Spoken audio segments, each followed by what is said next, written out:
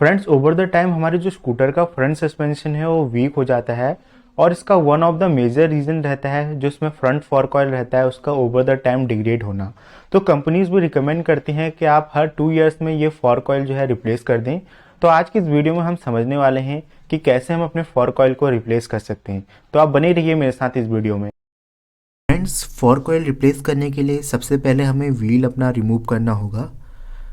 तो wheel remove करने के लिए हमें ये ब्रेक आर्म को लूज करना होगा।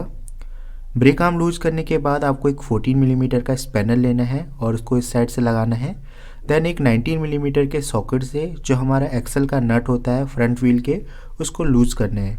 तो कुछ इस तरीके से हमारे ये जो नट है वो लूज हो जाएगा।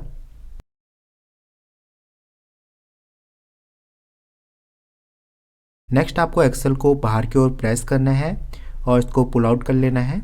तो बड़ी इजीली जो आपका एक्सल है वो बाहर निकल जाएगा।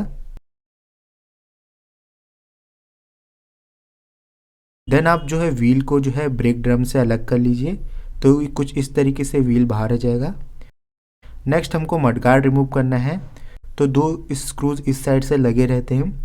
तो फिलिप्स 3 स्क्रू ड्राइवर की मदद से, ध्यान रखिएगा, फिलिप्स 3 स्क्रू ड्राइवर की मदद से इन दोनों स्क्रूज को लूज कर लीजिए और बाहर निकाल लीजिए। तो कुछ इस तरीके से दोनों स्क्रूज बाहर आ जाएंगे। नेक्स्ट दूसरी साइड पे से भी दो स्क्रूज हमें रिमूव करने हैं और इनका साइज भी फिलिप्स 3 है। तो इनको भी हम फिलिप्स 3 स्क्रू ड्राइवर से रिमूव कर लेंगे। तो जल्दी से इन्हें भी रिमूव कर लेते हैं। तो कुछ इस तरीके से ये भी रिमूव हो जाएगा।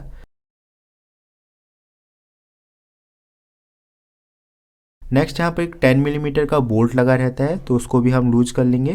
तो जल्दी से इसे भी लूज कर लेते हैं। सिमिलरली दूसरी साइड भी एक 10 मिलीमीटर का बोल्ट रहता है, तो उसको भी हमको लूज करना होगा। तो इसको लूज कर लेते हैं।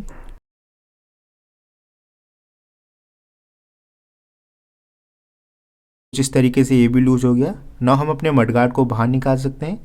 तो इस तरीके से मडगार्ड बाहर आ जाएगा। ना हमको अपने दोनों जो फ्रंट फोर्क हैं उनको रिमूव करना है। तो रिमूव करने के लिए यहाँ पर एक पिंच बोल्ट लगा रहता है।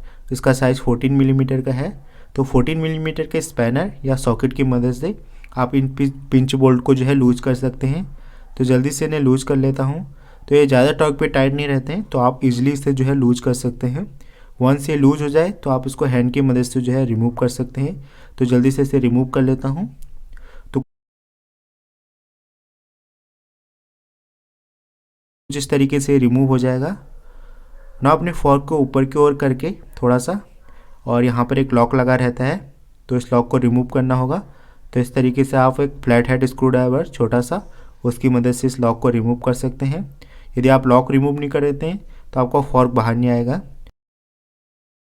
तो लॉक रिमूव करने के बाद आप जो है फॉर्क को नीचे की ओर स्लाइड कीजिए और आपका जो फॉर्क है वो बाहर आ जाएगा। सिमिलरली जो हमारा दूसरा फॉर्क है उसको भी हम निकाल सकते हैं। तो दोनों फॉर्क बाहर आ जाएंगे।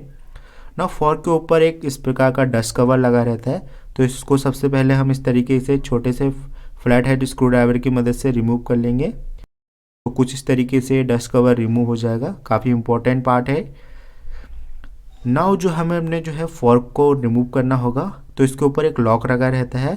तो इस लॉक को हमको अंदर की ओर प्रेस करना है और फॉर्क को ऊपर की ओर प्रेस करना है, जिससे कि हमारा जो फॉर्क है वो दबे ना नीचे की ओर, जस्ट ये लॉक जो है वो प्रेस हो जाए। तो इसको प्रेस करने के बाद जो हमारा लॉक है उसको रिमूव करना है। तो आइए दिखाता हूँ किस तरीके से आप कर सकते हैं। तो सबसे पहले इस तरीके का स्क्रू ड्राइवर ले लीजिए और इसको जो है लॉक को प्रेस कीजिए और फॉर्क को ऊपर की ओर लीजिए। और देन जो है अपने जो लॉक है, यहाँ पर एक रिंग लॉक लगा रहता है। काफ़ी डिफ़िकल्टी होती है इसको रिमूव करने पे। यदि आप 2 पर्सन्स हैं तो काफ़ी आसानी से रिमूव हो जाते हैं। तो इस तरीके से लॉक रिमूव हो जाएगा आपका। नाउ जो है अपने जो कैप है फॉर्क का उसको ऊपर की ओर आने दीजिए। रिंग लॉक रिमूव कर लीजिए और जो कवर है यहाँ पर कैप है उसको भी आप हटा लीजिए, स्प्रिंग कैप है।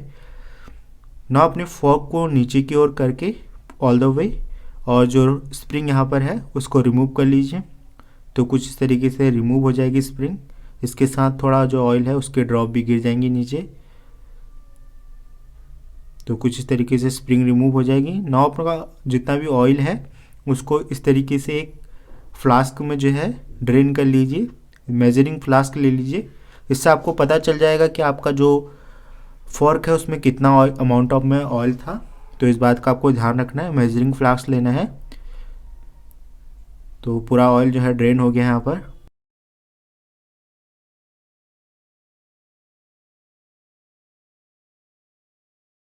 तो ऑयल हमारा ड्रेन हो गया है और अराउंड इसमें 75 ml जो है ऑयल ड्रेन हुआ है।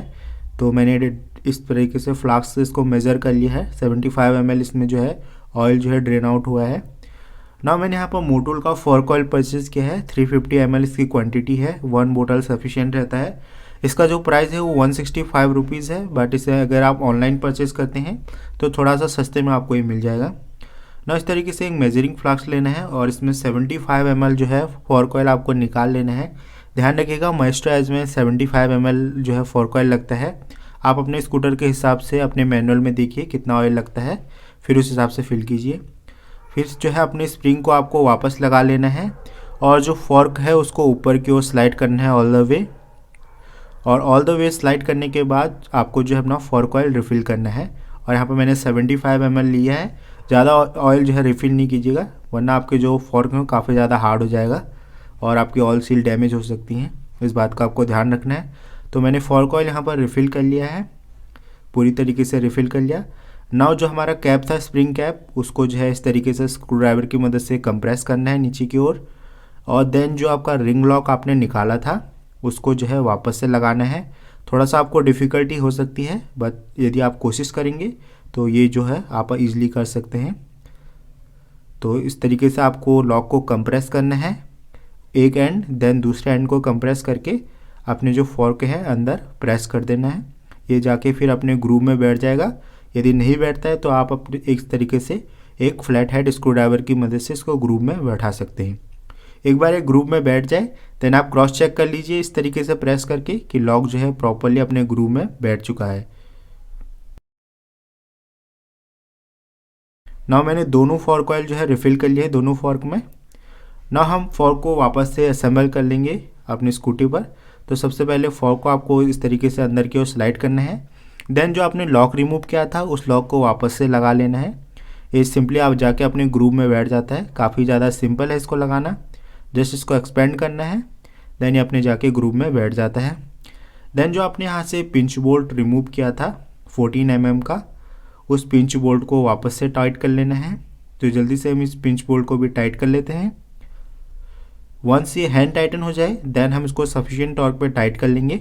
14 मिलीमीटर के रैचेट से या 14 मिलीमीटर के स्पैनर से भी टाइट कर सकते हैं। इसको सफिशिएंट टॉर्क पे टाइट करना है, इसको लूज़ नहीं छोड़ना है, अदरवाइज आपका फॉर्क जो है वो अनबैलेंस हो सकता है और आपको जो है ये डेंजरस हो सकता है आपके लिए। इस बात का आपको ध्यान रखना है। तो इसी तरीके से मैंने दूसरा जो फॉर्क है उसे भी टाइट कर लिया है। ना जो मडगार्ड मैंने रिमूव किया था और व्हील भी वापस से असेंबल कर दिया है। ना यहाँ पर आप फॉर्क का बाउंस बैक चेक कर सकते हैं। काफ़ी अच्छे प्रकार से फॉर्क कंप्रेस हो रहा है और इसका कंप्रेशन वापस आ गया है, पहले जो था काफ़ी कम था। तो इस वीडियो में बस इतना ही। उम्मीद करता हूँ कि आपको वीडियो पसंद आई होगी। धन्यवाद।